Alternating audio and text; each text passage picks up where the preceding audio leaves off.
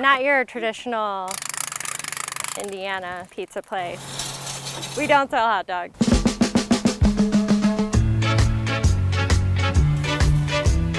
My name is Andrea Georgian, and I am the owner and operator of the Rolling Stonebaker.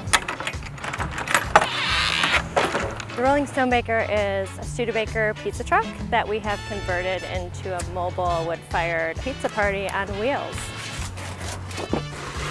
We have a brick and mortar located in downtown Valparaiso, but today we're actually here in our hometown of Beverly Shores, Indiana.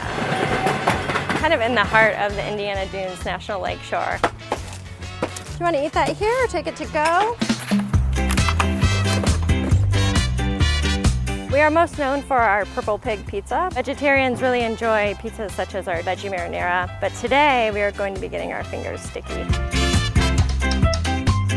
Our Sticky Fingers pizza starts off on our thin crust. Bacon jam acts as the sauce.